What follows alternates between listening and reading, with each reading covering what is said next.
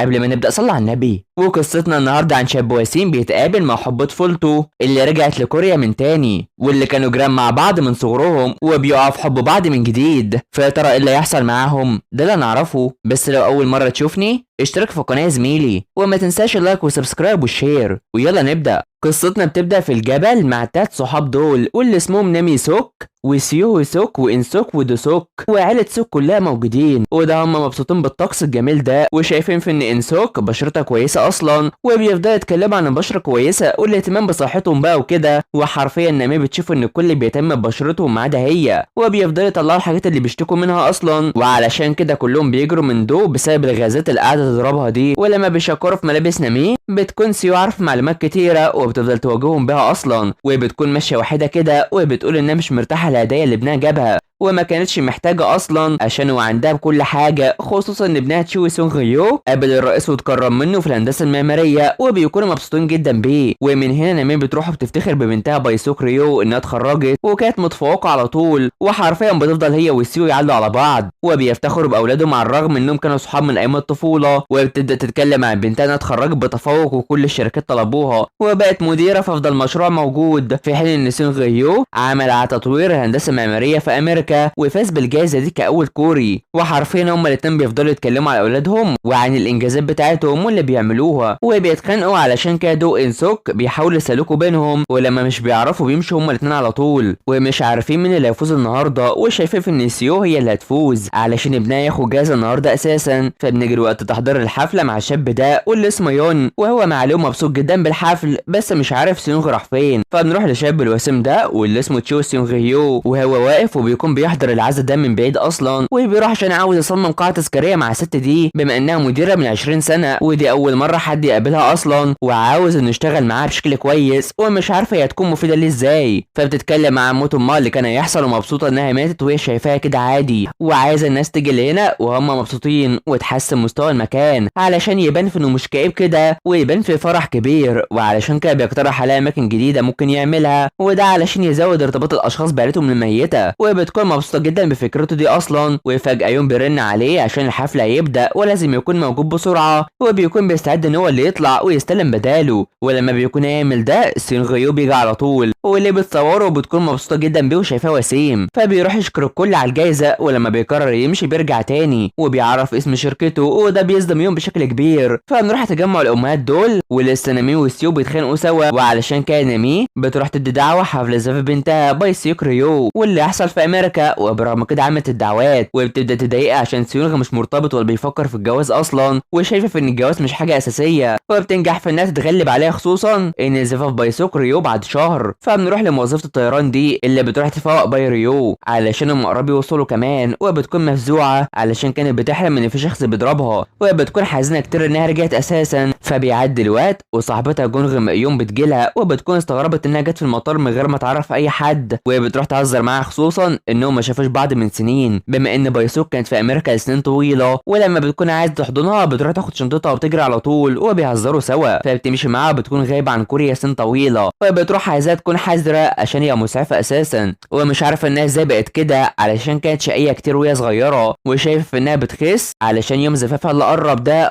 وبتعرف انها لسه ما عرفتش امها انها توصل. وبتتكلم معاها على سيونغ يو اللي اكيد شايف انه بقى كويس في حياته حاليا. فبنروح لمدير سيونغ التنفيذي يون اللي بيلوم عشان ما قالش اسمه، وبيبدا يشوف انه بيتكلم عن العمل واللي شايفاه وسيم جدا وكل شويه تصوره حرفيا، بس بيروح يرحب ببنت مشهوره كان عارفها وقابلها صدفه قبل كده. يوم بيكون مبسوط كتير بيها ومش عاوز يمشي ويفضل معاها شويه، ومش بيعرفوا يمنعوا اساسا سواء هو او ليه، فبيروح يمشي وطبعا بيكون غني وبيعدي من جنب عربيه بايريو اللي بتفضل مع جونغ يوم وعايزه تلف كوريا وتروح تاكل الطعام الحر اللي كانوا بيحبوه اساسا سوا زمان، وبتقرر انها تاكل معاه زي ما كانوا بيعملوا زمان. بس في الحال ان بايريو بتكون مش مستحمله الطعام الحار ده علشان هي كانت عايشه وقت كبير في امريكا وما عادتش متعوده على ده، ولما بتشوف الشخص ده واللي اسمه دونغجين واللي يبقى اخوها اصلا بتخاف منه على طول ومش عارف هما بتخافوا منه ليه اصلا، وبيفكر في انهم تعبانين بس بيقرر يروح ياخد طعامه وبيمشي على طول. فبيطلع يجيب له الشخص ده واللي اسمه جو، وده مدرب الجيم بتاعه اللي عاوز يهتم بصحته شويه ومركز معاه في كل طعامه اصلا، خصوصا انه لازم يهتم بجسمه عشان المسابقه، وبيخليه يجري يروح للجيم على طول. فهنا جونغ بتشوف انها اتخفت من اخوها علشان عيلتها ما تعرفش انها رجعت من كوريا تاني، وعملت دم مفاجاه وشايفه انها تفرحهم لما يشوفوها وعايزه تعمل عرض ليهم، وبالفعل بيروحوا يشتروا بلالين بمناسبه عودتها وانها تفاجئ اهلها بقى وكده، بس فجاه بتكون متردده انها تروح اصلا وعايزه ان جونغ تفضل معاها مهما حصل في اليوم ده، وفجاه بيجي لها فم العمل ولازم انها تروح، وعلشان كده بتروح تتخلى عنها على طول وبتسيبها لوحدها طبعا. فبتوصل عند بيتها واللي المكان بيكون متغير، وده بيفكرها بزمان وقت ما كانت صغيره وهي مع سينغيو وبيلعبوا سوا ومش عايزين يروحوا الحمام، بس ام كل طفل بتاخدهم لهناك على طول ومش عارفه ازاي يخليهم يتشاركوا في الحمام اصلا، وبتفضل تشوف المكان، بس فجاه سينغيو بيجي واول ما بيشوفوا بعض هي بتتصدم وبيتصدموا من بعض بشكل كبير انها رجعت اصلا، فبيروح يشوف ايه اللي بتعمله هنا، خصوصا انها في مكانه حاليا وبيبعدها وبيكون بيتعاملوا زي الاطفال بالظبط، وفجاه بتلاقي ان امها وبقى زمايلها بيجوا وابوها جيون جاي من الشارع التاني، وعلشان كده بتروح تتخفى في المكان ده وسط استغراب من سيونغ اللي عاوزاه يساعدها المره دي من غير ما يسال عن السبب، بس انا بيروح يرحب بامه وباقي زمايلها، وجيون كمان بيجي وده كله وسط متابع بايريو ليهم، وامه بتلومه علشان هو وصل من غير ما يعرفها، وبتبدا تقول عن عمله وشايفين ان الشنطه دي مش لاقيين صاحبها، عشان كده بيقرر سيونغ ان يقول ان دي بتاعته، ومن هنا نامي بتروح له وبتلومه علشان ما كانش بياكل الطعام الخاص بيها، وبيقرر يعتذر ليها وبيتعامل معاها بشكل كويس، وطبعا ام سيو بتكون متضايقه على طول وبيعرض على سيونغ انهم يساعدوه في حمل الحاجات الخاصه بيه، بس بيرفض على طول وكلهم بيروحوا يمشوا وما بيصدق في ان ده حصل اساسا، ولما بتيجي تطلع بيوقفها وبيفضل مستغرب منها في انها بتهرب من امها كده علشان المفروض حاليا تكون في امريكا ولا تكون وقعت في مشكله، وعلشان كده بتروح تكسر كل حاجه وبتطلع على طول، وبتتخافى اول ما بيجيب سيره امها نامي وبتشوف ان مكان مكتبه جديد وحش، وبتقرر تروح وتدخل هناك على طول من غير حتى موافقته، فبيدخل معاها بيعرفها عن اماكن الحاجات وبيشوف انها بتتطفل على كل حاجه حوالين منها، وبيدخلوا في جدال سوا كعادتهم وبيكونوا مش طايقين بعض علشان هو كان ظريف وهو صغير، بس بيعرفها انها ما كانتش كده خالص، فبيتكلم على خطيبها وبيهنئها على الجواز وهي مصدومه، ومن الواضح انها رجعت من امريكا بعد ما خسر كل حاجه اساسا، وبتقرر بدل ما تروح الحمام بتروح تشوف المكتب الخاص بيه، مبسوطه بالتصميم اللي بيكون مقتبسه عن حضارات قديمه، ولما مش بيشرح بيشوف انها اكيد مش فاهمه ده وبتيجي تمشي بتقع وبتكون تتاذى على طول، وعلشان كده بيروح يحميها على طول، وعلشان كده بتطمن عليه وبتشوف الاذى اللي حصل له وشايف ان على طول بيتاذى هو معاها، ولما بتشوف الندبل على ظهره بتفتكر زمان وقت ما كانت بتتخانق مع الاطفال وهو بيدافع عنها، وشايف انه على طول بيدخل في مشاكل بسببها من صغرهم وعايزه تمشي على طول، وده بيخليها مستغربه علشان كان المفروض يكون فرحان انه شافها اساسا، وعايزه تعرف امها انها وصلت وتقول ليها اي حاجه بدل ما تتصدم منها في اي حاجه، وكل واحد فيهم بيكون مش طايق التاني اصلا، وعلشان كده بتروح تضربه على طول، وعلشان كده بيعرفها في ان التمثال اللي كسرته ده غالي جدا وبتفضل تهتم بيه وتضيع الكلام، وعلشان كده بيمشيها على طول، فبنروح لجونغ اللي بتكون بتتكلم مع زميلها ده، خصوصا انهم بيعتبروا مسعفين اصلا، وبيروح الراجل اللي نايم في الشارع ده علشان هو اتاذى ووقع وعايزين يساعدوه وبيفضل يرفض اي حاجه، وبتلاقي انه عنده السكر بس هو بيتعصب عليها اصلا، وبيجي عشان يعورها الشاب ده بيجي واللي اسمه كان غدا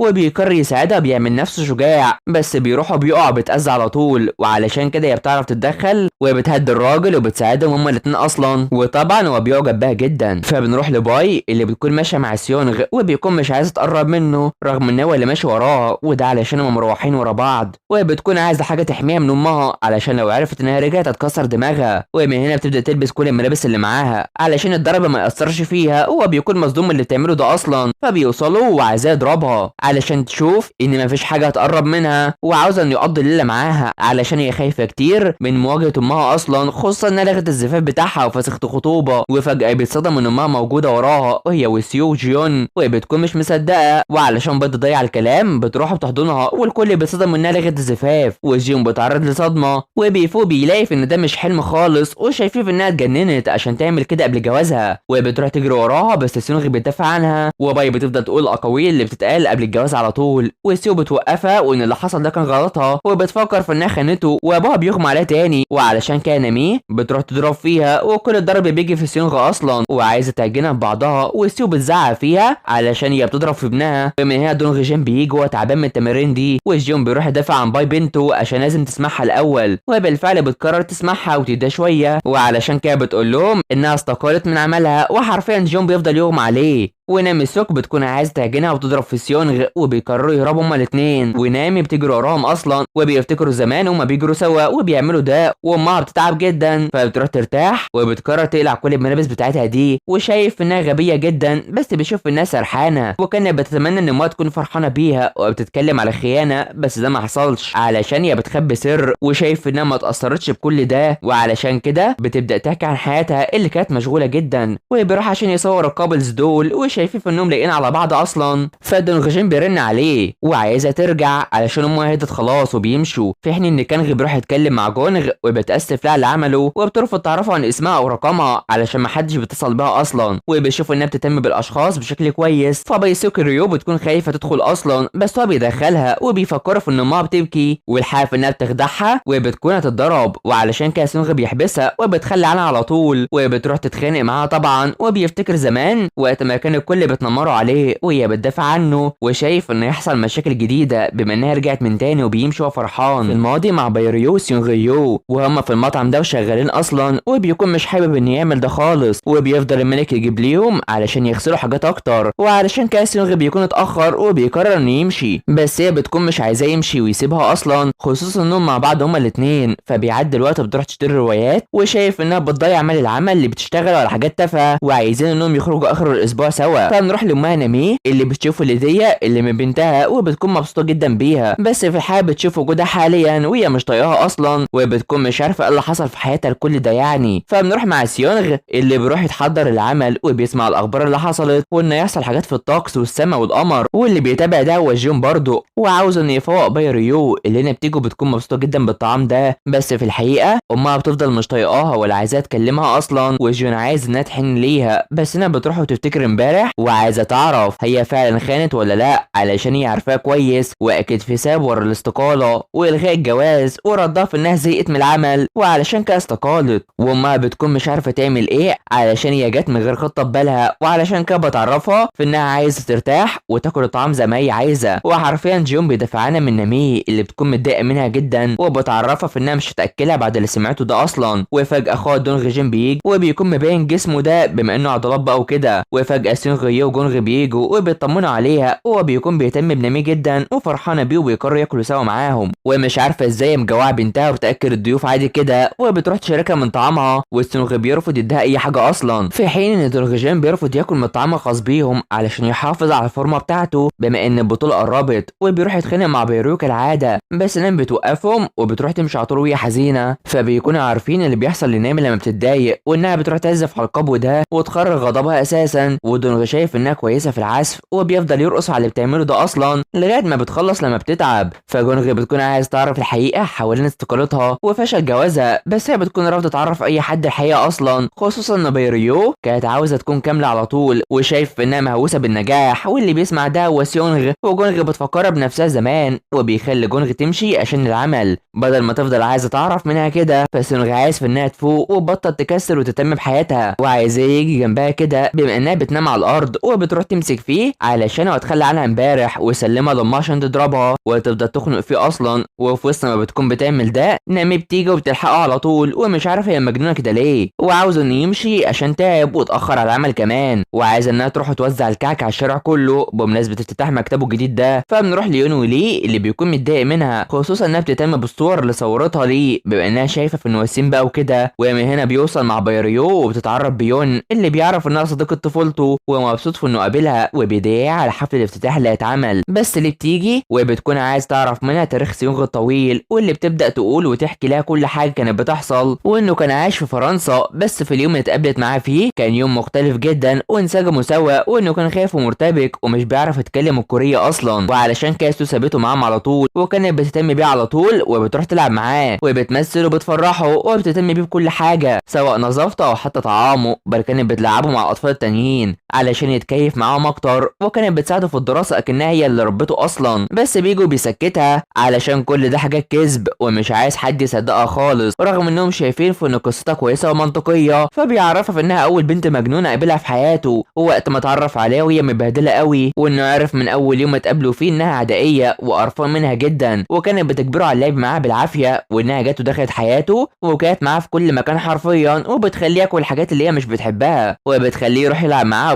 بتخليه هو اللي يجري وراهم على طول في اللعب، وبدات تسرق منه المال كمان عشان تجيب لها ايس كريم وشوكولاته، وبتبدا تقول حاجات وبيفضحوا بعض حرفيا. ويون وليه شايفين في انهم مقربين من بعض من زمان، وبتفكر في انها مش هتكون كده مع اولادها اصلا. وفجاه بيجوا لها ام ميونغ بيتصدم. فعلا نامي بتسمع ان الحي بيتكلم على فسخ خطوبه بنتها، وبيفضلوا يعملوا ده جدا، وبتروح تسكتهم على طول بدل ما تعجنهم اصلا. وبتوصل عند دوية متضايقه جدا، وعلشان كده بتروح بتستغرب ان ليه الناس بتتكلم عليها، وبتعرف انها ما كانش لازم تضرب بنتها قدام الكل كده. وبتلاقي في ان سيو انسوك بتكون متضايقه جدا. فبنروح لباي سيك ريو وهي قاعده مش لاقيه تعمل حاجه، فبيجي لها فكره تجهيز الطعام ده من النبات، وانها تخترع وجبه جديده. واللي بتشوف ده يا جونغ، وبتحييها كتير، وبتقرر تتصل على سيونغ هيو وعاوزاه يجي عشان يتعشى معاهم، بس بيكون مش هيجي، وبيقرروا ياكلوا ويشربوا سوا. فهنا نامي بتكون بتشرب وبتتكلم مع جون، ومش عايزه تشوف وش باي خالص بسبب اللي هي عملته، وشايفه في انها كانت بتخبي حاجه، وعاوزه نتكلم معاه ويعرف، وبتتخانق معاه علشان عاوزه تسيبها لوحدها شويه، وشايفاه مش مبالي، وبتجنب المشاكل خالص وبتمشي. وبيكون مش عاوز يسال ليكون عيله خطيبها استقلوا بيهم كده. فبنجري سيونغ هيو اللي بيجي ليهم، وبايريو بتكون مش طايقاه خالص ولسه بتتخانق معاه كعادتها، بس غونغ بتقرر تمشي وتجيب لهم مشروبات عشان يشربوا. وبتبدا ريو تتكلم معاه عن اللي عمله وعلى اللي في مكتبه، وبيروح يون يتكلم معاه، وبيعرفوا ان مشروع الصف اتاجل عشان ارتفاع التكاليف، ومفيش قدامهم حل لمقاضتهم حتى عشان الاقتصاد واقع حاليا، وتطمن ان كل حاجه كويسه. فبيسالها في انها لغايه امتى هتخبي عشان الكل عاوز يعرف اللي حصل، ومستغربه في انه مش بيسال كده. فبيعرفها انه مش حاسس بفضول تجاه اللي حصل، وبيحاول يتجاهل ده اصلا، وعايزه تقول له ما بسرعه بدل ما تحزن اكتر. فبتقرب منه وبتفكر في انه ميه اللي طلبت منه يعمل ده، وبتروح تخنق فيه وبتضربه اصلا. فبيعدي اليوم مع نامي اللي بتفكر في انها ترن على خطيب بنتها وتعرف السبب، وبالفعل بترن عليه وبيكون مش بيرد. وفجاه بتخبيه لما بتلاقي سيكريو قدامها واللي بتفضل تتكلم معاها، تعرف انها تروح الحفله كمان، وبتروح تشوف انه ما اتصلت بيها اصلا ومش عايزاه تتصل بيه من تاني، وبتمسح رقمه عشان علاقتهم خلصت خلاص. فاني يوم بيتكلم مع سيونغ عن التصميم وعاوزين يعينوا محامي علشان يجيب حقهم من الالغاء ده، ويوم بيكون خايف جدا اصلا. وفجاه بيشوف ان صاحب كان غيدان بيجري وبيروح يساعد الست دي من الطريق، وعلشان كده سيونغ بيروح يساعد معاه رغم انه مستغرب منه اساسا. وبيشوفوا ان الست الكبيره دي بتشتغل كتير وبتاخد مال قليل جدا، وعايزين انهم يساعدوها بده، وبيعملوا ده بالفعل. فبيوصلوا وبيمشوا ومستغربين في انها بتعمل ده لوحدها، وهم عملوها هما الاثنين وتعبوا اصلا، وفي الاخر بتاخد مال قليل. فبنروح لسيوكريو وهي ماشيه وبتفتكر كلام الكل عنها وقت ما كانت في امريكا، فانها مدمنه على العمل ومش بتتساهل مع اي حد. وبيكون خطيبها هيون ده بيتجاهلها على طول وقت تعبها النفسي، وبتروح الحفله وبتلاقي في ان يون خطيبها بيخونها اصلا، ووقتها بتتصدم كتير.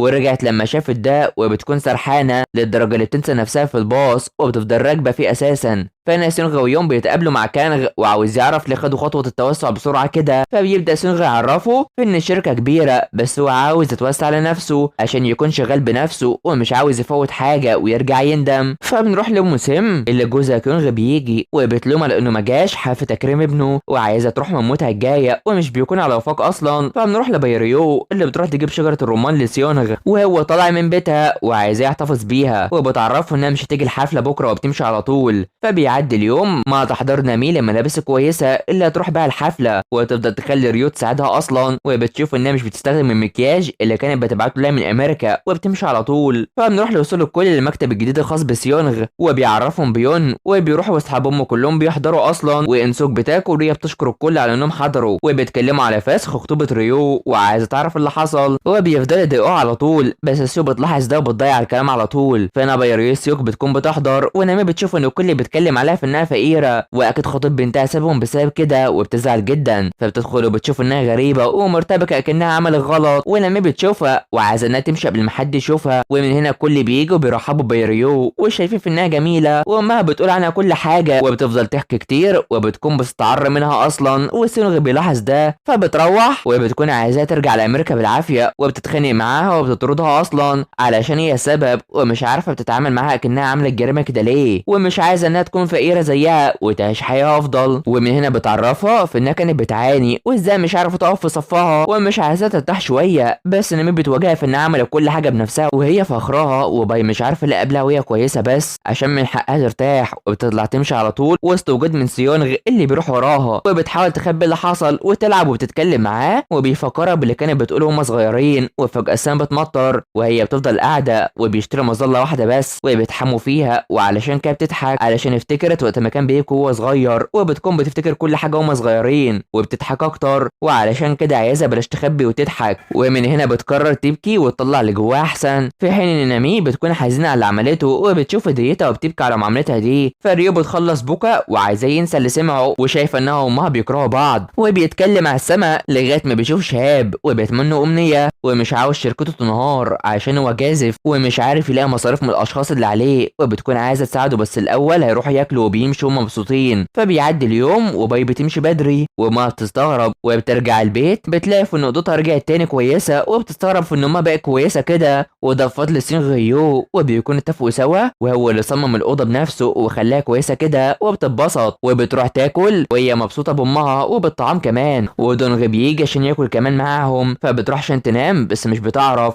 فبتلاقي النجوم على اوضتها وبتتصدم ان سونغ لسه فاكر ده، وبتقرر تراسله وشايفه انه اشتغل بشكل كويس واعاد الماضي اللي كانت بتحبه اصلا، وبيبصوا لبعض وبيكونوا قصاد بعض على طول وانه رجع عشان يعيش هنا من تاني، وبيفتكروا وقت ما وقعوا فوق بعض من زمان ويركزوا ببعض هما الاثنين ومستغربين جدا. في عام 2007 مع المسابقه الدوليه للسباحه مع سونغ يو وهو مشارك فيها، وامه وابوه مش هيعرفوا ييجوا اصلا والمدرب عاوزه يركز فيه علشان ينضم للمنتخب لو فاز فيه، وبالفعل بيروحوا كان لسه في الثانوي وبيلاقي في ان بايريو معاه بتشجعه ومش عارف ايه اللي جابها لهنا اصلا، وبالفعل بيروح بيستعد للمسابقه وهي بتفضل تصرخ وبتحييه عشان يفوز وبيفضل يعمل ده، وفجاه هو بيفوق من النوم على صراخها اصلا وبيروح يزعق فيها علشان ازاي سهرانه وسط ما كل الناس نايمين كده، وبتفضل تتريق عليه علشان هو ازاي صاحي من ده وبيعرفها عن الفيلم والاحداث اللي بتحصل، وبيروح يسيبها تزعق وبيكتم ودنه وبينام على طول. فبنرجع للمسابقه وقت وصوله في المركز الاول وبيفرح بشكل كبير وهي بتكون مبسوطه جدا بيه وبيفرحوا، فبيعدي الوقت معاه وبيتمرن بشكل كبير وبيروح يشوف انها نامت لما النهار طلع، وبيروح وامه عاوزاه يفطر معاهم بس فجاه ابو كيونغ بيجي وبيقعدوا ياكلوا سوا، وسيو بتفكرهم باللي كان بيحصل وقت ما كان في فرنسا وعاوزه تتدخل وبتكلم مع كيونغ وبتحس في ان في حاجه غريبه، وبتكون بتاكل وهي مرتبكه كتير خصوصا انهم مش بياكلوا كتير مع بعض اصلا، وبيسالها عن الناس تسافر امتى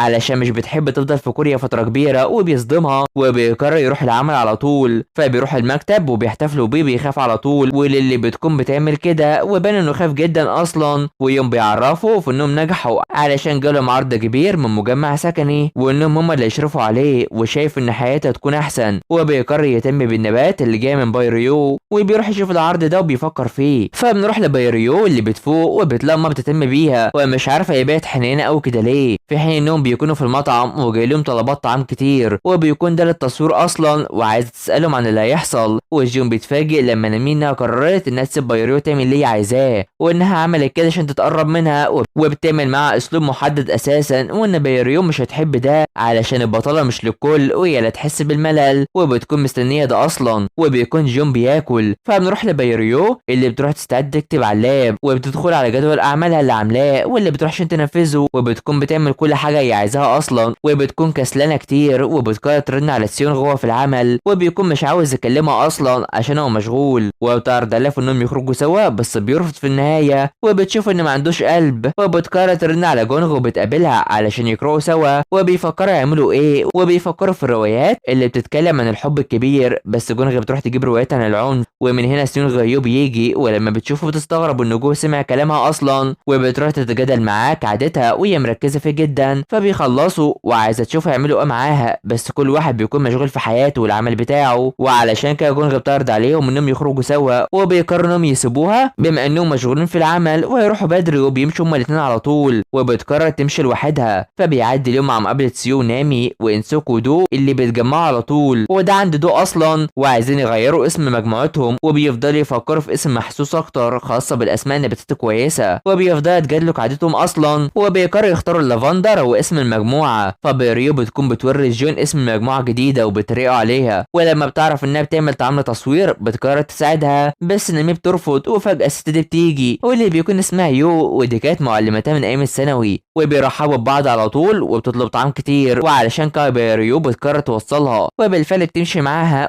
وبتتكلم عن ان المدرسه لسه زي ما هي، وبتشوف انها شغاله في امريكا ورجعت زياره فجاه اصلا، وانها كانت متفوقه على طول. بتلاقي سيونغ اللي بيكون هيقدم في مسابقه عاملاها المدرسه، وبيقعدوا يتكلموا سوا، ويو عايزاهم يكونوا فاضيين اصلا، وانها تروح تعمل محاضره للطلاب بما انها متفوقه كتير، وبتخليها مستغربه بس بتقرر انها تعمل ده اصلا. بس انها بتاخدها وبتعرفها للطلاب، وبتقرر انها تكون معاهم، وبيسالوها على اللي عايزينها، وانها كانت مش من عيله غنيه، وانها تشتغل مديره انتاج، وان ما كانش ده طموحها اصلا وقت ما كانت في الثانوي، وكان طموحها حاجه تانية خالص وبتفكر فيه. فبنروح لسيون غيو اللي بيروح يشوف حمام السباحه وبيفكر فيه وحزين اصلا، بس بيطلع بيلاقي ان بايريو بتتجاهله، وبيكون بيتعامل معاها بشكل غريب. بس بيقرر انهم يروحوا ويجيبوا الهديه اللي كانت بينهم ودفنوها في المكان ده، وبيعملوا ده علشان يبقى لها 10 سنين ومش لاقيين اي حاجه في المكان، وعايزه تحفر اكتر. بس بتقول انها اتظاهرت انها بتشتغل في شركه غريب في امريكا، وادت محاضره، وبتكون حزينه ومش عايزه تكمل، وانه بيدور عليها لوحده، وبيقرر يدور عليها، والحاف انها بتكون موجوده اصلا وما شافهاش. فبتوصل وبتلاقي ان امها شغاله علشان في طعام كتير مطلوب منها، وبترفض انها تساعدها خالص علشان ده عملها هي اصلا، وبتزعق في دونغ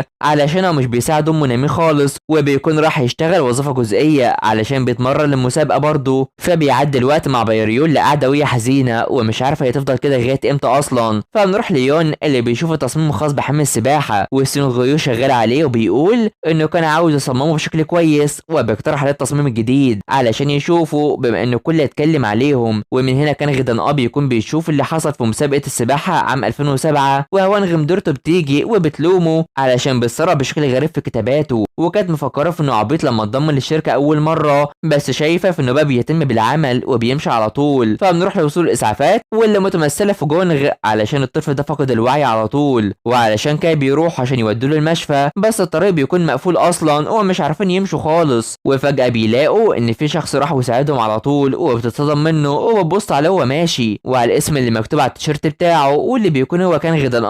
فبنروح لاجتماع سيون غيو يون مع المستثمرين الجداد واللي بيخططوا اللي يعملوه، وبيكون بيهتم بالاشخاص الكبار وبيفضل يحرك فيهم، ويوم بيصلح لي كلامه اصلا، بس انا بيجيب له اشهر التصميم اللي عايزين يعملوا زيها، وانه مش بيثق فيهم خالص، وبيكون رافض علشان دي سرقه فكريه اصلا، وبيحاول يقنعوه في ان ده طبيعي. فبيمشي وبيكون رافض يقبل بالعرض ده خالص، ويوم بيحاول يقنعه اصلا علشان كل اللي عايزينه المال، وان لو فضل بالعقليه دي يبقى مش هيبيع اي تصميم خالص علشان اللي بيهم الناس والمال حاليا، ولو عايزين يعملوا مكتب وموظفين لازم يكون معهم مال. وبيفضل يزعق فيه علشان هو لازم يكون عمل اكتر، وده بيزعل سينغيو كتير وبيمشي على طول. فجونغ بتوصل مع يون وسيون وبيحيوا بعض على طول، ومبسوطه بالشخص اللي ساعدهم فجاه، وبتكون معجبه بيه جدا، وبيتكلموا على الابطال اللي بيساعدوا الناس على طول. وفجاه بيجي لها طعم كهديه وبيشكروا على عملته معاه، وهي لسه ما تعرفش في ان ده من كنغه اصلا. فبنروح لبايريو اللي بتتقابل مع الست دي، وبتكون بتتقابل عشان العمل معاها، وانها استقالت عشان ترجع لكوريا من تاني، وفضلت هناك 10 سنين. وبتكون بايريو مرتبكه كتير من الكلام اللي بتقوله في المقابله. وفجاه سيونغ بيشوفها وهي بتتقابل، وبيقرر يروح ليها لما بتخلص، بس تفضل مش طايقاه رغم انهم مش في نفس الحي، بس هو بيروح وراها، وبتروح تتكلم على المقابله اللي بتكون مش عارفه تقبل ولا لا، علشان هو نفس عملها اللي فات، ومش عارف هي حابه ده ولا لا، علشان لازم تفوق وتحط هدف قدامها وتلاقي حلمها الحقيقي. وعلشان كده بتقول ان مفيش حلم في العالم ده، وانها لازم تتكيف على اللي بيحصل. وبيقول انه كان زيها بس كان شايف انها مختلفه، وبيحزن منها وبيمشي على طول. وبيروح يفتكر وقت ما كان راح للمسابقه وقررت تكون معاه، وانها بتشجعه على النجاح في المسابقه وبتحييه على طول، وده بيفرحه اصلا. بس هو ماشي عمل حادث، وقتها بايريو عرفت ده والكل حزن عليه سواء هي او اهله، وعرف انه مش هيقدر يتابع السباحه من تاني بسبب الحادث ده، وبيبكي كتير علشان ده كان حلمه اصلا. وهي بتفتكر كلامه وبتكون حزينه وبترفض تبعت له حتى. فبيعدي اليوم مع سيونغ وهو في العمل، وبيكون لسه متخانق مع يون، واللي بتروح تقنعه في ان ده مش سرقه، بس لازم يشوف عملهم احسن لغايه ما يبقوا شركه مستقله احسن. وده بيفكره بكلام بايريو اصلا وبيفكر فيها. فبيروح ليون وهو مرتبك، وبيقرر يصالحه، وبيصالحوا بعض هما الاثنين وبيهزروا سوا. فبنروح لبايريو وهي في المدرسه وبتفتكر ان كان حلمها وقت المدرسه انها تكون متفوقه وتفرح امها وبتفضل حزينه. فبنروح لجونغ اللي بتفوق وبتروح تاكل مع دو وبتعرفها في ان البيت اتباع واللي اشتراه هو كانغ، في حين ان يو بتتفزع من بايريو علشان هي بالليل وبتدور في ذكرياتها مع سيونغ وبتعرفوا انها استقالت. ومن هنا يو بتصبرها علشان هي كانت كويسه على طول وواثقه انها تلاقي طريقها. فبتروح لسيونغ اللي بيكون في حمام السباحه وبيقرا رسالتها اللي من زمان واللي بيجروا ورا بعض وبيفضل يقرا فيها اصلا لغايه ما بينط في المياه عشان ما تاخدهاش منه. فبيفكرها وقت ما الاصابه وعايزاه يفوق بس بيكون مش طايقاه وبتكون معاه في كل مكان وبتهون عليه وبتروح له في كل مكان حرفيا وشايف انها مجنونه وبيفضلوا يشتموا بعض هما الاثنين، وخصوصا ان هي بتكون بتشتم فيه كتير وبيتخانقوا اكتر وبتهدده لو قفل بابه هتكسره على دماغه. وبيفرح منها علشان هي كانت مجنونه كتير وقتها وعلشان كده بتقرر تروح وتنط في المياه رغم انها مش بتعرف تعوم، وبيروح ينقذها بدل ما تغرق علشان هي خايفه كتير وبتغرقه هو. فبيعدي الوقت وبيعلمها ازاي تعوم وبتتكلم عن انها استقالت عشان اعصابها تعبت وعايز كل واحد يعمل اللي يحبه. ولما بتقول انها ما كانتش هترجع حتى قبل خطوبتها وبتيجي تغرق بيمسكها وبيفتكروا زمان وقت ما كتبت لها رسالته واللي هيسيبوها للزمن، وهو كمان بيكتب رسالته بيقول ان هو معجب بيها من زمان اصلا وكان ناوي يقول لها بس مش عارف يقول ده ازاي دلوقتي، وبيكون بيركز فيها وبيحبها اصلا. وفجأة بتعطس في وشه وبيتخانقوا سوا. فبيعدي الوقت وبيكون معاه ملابس ليهم في اي وقت بيروح فيه اصلا وشايفه انها قصيره جدا وبتفضل تقول انها كانت اطول منه من زمان وبيتخانقوا سوا ومش عايز انها تضربه خالص. فبتروح تحتفل بفتح الذكريات اللي كانت بينهم اصلا وبتقرر تعمل ده وتفتحها بس مش بتلاقي غير رسالتين بس ومش عارفه فين الرساله الثالثه، خصوصا ان رساله جونغ مش موجوده. فبتقرر تقرا الرساله خاصه بيها اصلا وبيكون مش عايزه تشوف رسالته وبتفكر في انه كان بيشتمها فيها وبتجري وراه على طول وهي متضايقه وبيفضل يهرب منها وبيجري ومش بتقدر تجيبه وعايزه تعرف ايه اللي كاتبه في الرساله. فبيروح وبيشوف الرساله بتاعته وبيفتكر وقت ما كان كاتب فيها انه يبقى في خلال السنين دي هيعترف بحبه لبايريو وكان بيحبها من زمان اصلا ومش عارف يعمل ده دلوقتي ازاي وشايف انه كان عبيط وقتها ومش عارف يبرر لها اللي حصل ازاي وبيفضل يقول لها اللي عايزه وكل التبرير ده وشايف انه كان صغير ومجنون وانه ممكن يكون لسه معجب بيها من زمان ومش عارف يتصرف ازاي. فهنا هي بتشوف رسالتها وعايزه تعرف كان طموحها ايه اللي كان كاتباه وبتمشي. فبيعدي اليوم مع نامي اللي بتحضر الزور دي وعايزه تقعد في راحه نفسيه وجون بيستغرب بس بيعرفها انه عايز مال علشان يروح عايز صاحبه وبتكون معارضه انه ياخد مال اصلا عشان ده يكون كتير عليهم وده بيضايقه وبيمشي من غير ما يفطر حتى. فبنروح لكيونغ اللي بيوصل ومش بيلاقي اي طعام في البيت وبيتقابل مع سيو اللي بتكون بتستعد عشان اجهزتها تخلص خلاص وهترجع تسافر من تاني وبتكون مفكره في ان محدش طايقها اصلا. فبايريو بتخبط في سيونغ وهي ماشيه وبتكون رايحه للمكتبه وبتروح وراه علشان لو عاوز يعرف السبب واللي بتقرر تدور على البحث الاكاديمي الخاص بيها وبتكون بتحاول تتكلم على طول وبتتقرب منه اصلا. فبتروح مع المكتب ومش عايزه تكون معاه بس بتفضل تشوف كل حاجه موجوده. وفجاه يوم بيجي وبيكون فرحان علشان شركه غريب اتواصلت معاهم وهيعملوا مكتب في سول هنا وده بيصدم بايريو طبعا. ويوم بيفضل فرحان بالتعاون اللي هيحصل بينهم وعايزينهم يكونوا موجودين اصلا. وسونغ بيشوف التغيير اللي حصل لبايريو لما بتسمع اسم غريب فبيروح يوروا العمل اللي بينهم واللي هنا تبدا بايريو تعرفهم الكلام اللي بعت ليهم وبتقول كل حاجه وعن اللي بعت البريد. ويوم بيعرض عليها في انها تتعين معاهم براتب جزئي وعايزه تكون معاهم عشان تساعدهم في الخطوه دي اساسا بس بيفضل سيونغ عاوز يبعدها عن ده ويوم مصر لغايه ما بتوافق انها تساعدهم في الخطوه دي اصلا وبتفرح يون. فبتروح تشوف ان ليه متابعاهم هما سوا وبتلاقي ان ممكن يحصل بينهم حاجه وبتكون متضايقه علشان هي بتكراش على سيونغ اصلا. فبيروح يتكلم معاها في انها ازاي تتعامل مع غريب من تاني وانها ساعدته مخصوص. ولما الوقت بيعدي بيقرر يشتغل اكتر وعشان كده بتزعق فيه علشان هموم لحياته وطعامه وبتتضايق عليه وبتروح توريه الكتب اللي معاها وشايف انه مش بيهتم بكل الحاجات دي وبيقرر انه يشتغل اكتر طالما ده العمل اللي عايزه. فبنروح لسيو اللي بتكون ماشيه وقابلت الراجل ده وبتتكلم معاه عن السفريه الجايه وانه اخد وظيفه الوزير بدلها وعايزاه يبعتها سفاره قريبه ومش عايزاه يبعتها لمناطق فيها نزاعات وعلشان كده بيقرر يهديها من العصبيه دي وبيكون شايف ان دورها بقى بيقل مع كبر عمرها. وفجاه بتشوف نامي وبتقرر تروح تركب معاها عشان توصلها وبترضى لها في انهم يتعشوا سوا وتعمل لها طعام المفضل وبيفكروا في انهم يجيبوا اجوازهم اللي بيتقابلوا سوا وبيقرر انه يروح لمطعم جون اصلا وبيروح عشان ياكل معاه وبيشربوا سوا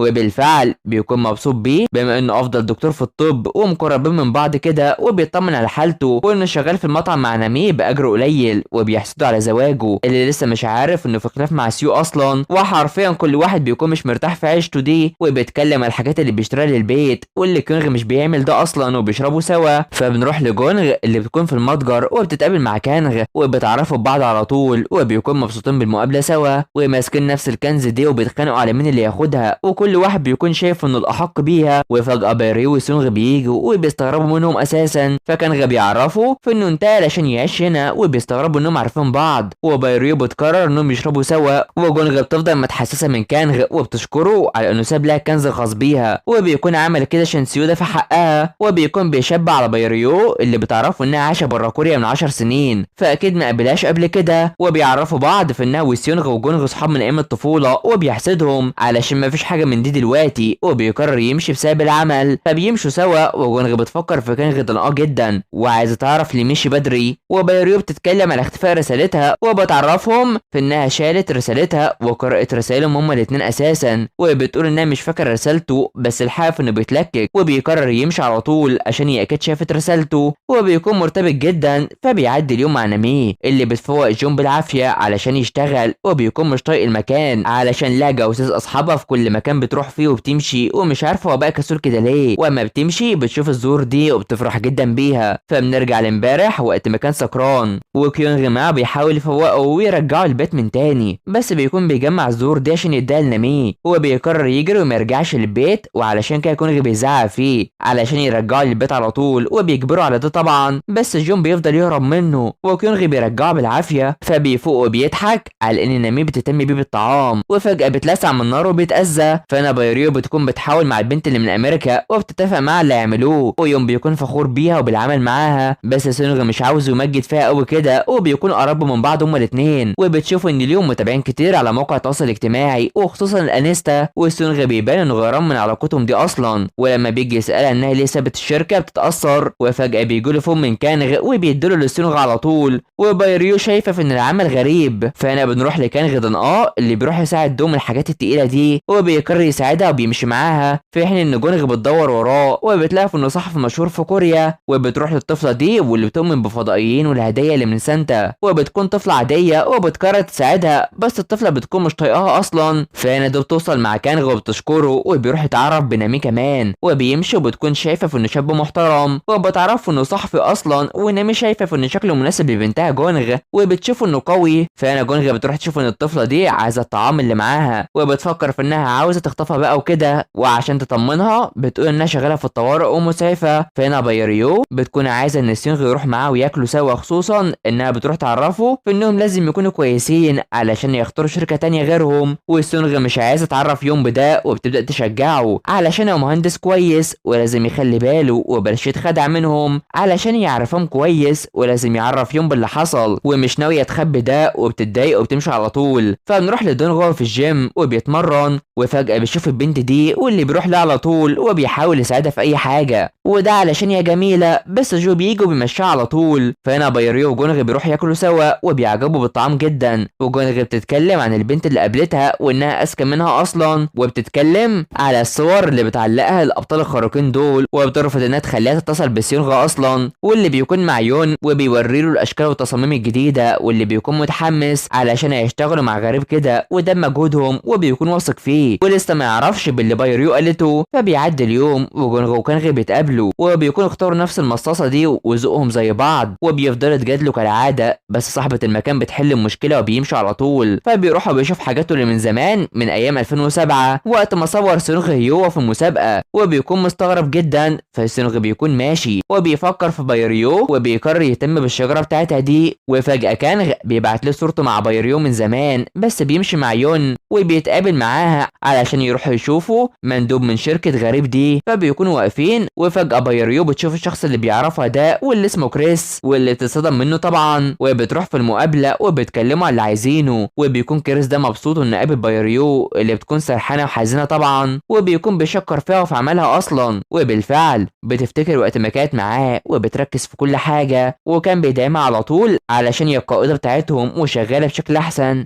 والحاف انه بيكون بيحملها كل حاجة علشان هما مش بيشتغلوا، وبتسمع وبتكلم عليها وحش وبيستغلها مع اصحابه وانها تعمل اعمالهم هما وهما يرتاحوا، وبتبكي بسبب الاستغلال ده وبتكون مرتبكة جدا وبتقرر تمشي. فبتروح بتحاول تهدى، وكريس ده بيكون مش عاوز يفضل وقت طويل، ولما بيشوفها بيروح يكلمها وبيحاول يستفز فيها وبيفكرها بالماضي. وبتعرفوا ان غريب اختاروا الشركة التانية بس هما شغالين كويس، وعلشان كده بيضايقها وبيفكرها بزمان. وبيجي يلمسها سينغيو بيروحوا بيهددوا وبيضربوا علشان هو شخص مستفز اصلا وانه يقدم فيهم شكوى، وعلشان كده بيخليها تعتذر بدل الشكوى، وعلشان كده بتروح تضربه علشان هي مش شغالة، وبتهدده بانها تفضحها في الشركة بسبب الاستغلال وبتمشي. وبترفض ان سينغ يكون معاها حتى، بس الحان بيمشي وراها وهي بتفكر ومش في وعيها خالص. فبتوصل وبيروح يهتم بيها وبتكون شايفة ان عمرهم ده مش كويس، وبتتكلم على عملها في الشركة اللي كانوا بيستغلوها، والسينغ بيدافع عنها علشان هي كانت بتستحمله طبعا، وبيقرر ياخدها المكان الامنيات على القفل ده، وبيكتبوا الحاجات الوحشة اللي تحصل لكريس وبيهون عليها طبعا. وبتعرفوا ان اعجابها بالمخطط بتاعه ده وعلشان كده اشتغلت معاه، وبتعرفوا انها تتعلم السباحة. وفجأة يوم بيرن عليها وبيعرفوا في انهم فازوا بالعرض الخاص بشركة غريب عشان مدير التصميم اعجب بعرضهم. وكريس لما بيعرف بيكون متضايق اصلا، وبيكون يسجل كل حاجة حصلت وكان بارد جدا معاه. وبيعرفوا ان على تواصل مع رئيس شركة غريب وبيتكلموا على طول، وبيخليه محترم ويحترم نفسه من تاني، وده بيفرح سيونغ. وبيعرفوا ان كريس هيطرد والمشروع اتقبل، وده بيفرح بيريو. وبتروح تحضنه وبتصدم سيونغ اللي بيفتكر زمان، وهو بيفكر يجيب لها فون بدل القديم اللي معاها، وبيقرر يديها الميدالية دي بما انه فاز في المسابقة، وبيخليها تشيل كل حاجة. وبيروحوا وهي اللي كانت معاه واهله مجوش، وما كانش عارف يعترف بمشاعره وقتها. واليوم اللي كان هيقول ده فيه عرف انها تسافر تشتغل في امريكا، وبيحضر الحاجات اللي هتاخدها، وجاب لها كتب اللي بتحبها كمان. وعلشان كده فرحت وحضنته على طول واتأثر منها جدا، وبصوا لبعض هما الاتنين وقررت تنام في حضنه اصلا. وده نفس اللي حصل دلوقتي، وبيكون مصدوم جدا وفرحان. والجزء بيخلص على هنا. فيا ترى حب سينغ وبيريو هيزيد ولا لا؟ ده نعرفه الجزء الجاي. تابعونا، فما تنسوش اللايك والاشتراك في القناه وتفعيل الجرس حلوين علشان يوصلكوا الجزء الجاي. سلام.